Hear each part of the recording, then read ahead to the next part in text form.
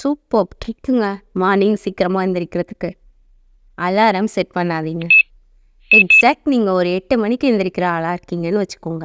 இப்போ நீங்கள் டிசைட் பண்ணுறீங்க, நான் இனிமேல் 5 மணிக்கு எந்திரிக்கணும் அப்படின்னு. அப்போ எடுத்தது நம்ம பண்ணுற முதல் விஷயம் அலாரம் தான் செட் பண்ணுவோம். ஆனால் செட் பண்ணுற அலாரமுக்கு யாரும் எந்திரிக்கிறது கிடையாது. என்ன பண்ணுவோம், அலாரம் அடிக்கும்போது ஆஃப் பண்ணிவிடுவோம். ஒரு 10 நிமிஷம் கழித்து மறுபடியும் அலாரம் அடிக்கும். அப்பயும் ஆஃப் பண்ணிட்டு எப்போவும் நம்ம எந்திரிக்கிற அதே 8 மணிக்கு தான் எந்திரிப்போம். இதுக்கு தேவையில்லாமல் அலாரம் செட் பண்ணி இருக்கவே வேண்டியதில்லை.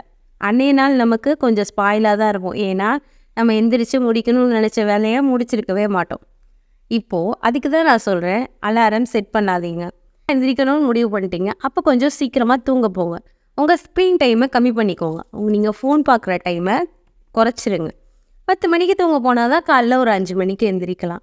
நீங்கள் 10 மணிக்கு தூங்க போகும்போது உங்கள் மைண்டுக்குள்ளே உங்கள் மனசோட நீங்கள் பேசணும், நான் காலையில் 5 மணிக்கு எந்திரிக்கணும்னு ஒரு 2-3 டைம் சொல்லிவிட்டு தூங்க ஆரம்பிச்சிங்கன்னா காலையை விட கரெக்டாக 5 o'clock நீங்கள் எந்திரிச்சிருவீங்க. அதுக்கு காரணம் என்னன்னா, நம்ம மனசோட சக்தி. வீடியோ பார்த்த எல்லாருமே இந்த ட்ரிக்கை ஃபாலோ பண்ணி பாருங்கள். உங்களுக்கு யூஸ்ஃபுல்லாக இருந்தால் கண்டிப்பாக இதையே ஃபாலோ பண்ணிக்கோங்க. நம்ம அலாம் வச்சு டைம் வேஸ்ட் பண்ணி மறுபடியும் தூங்குறதுக்கு இதை ஒரு டைம் நம்ம ட்ரை பண்ணி பார்க்கலாமே. ஓகே, பாய்.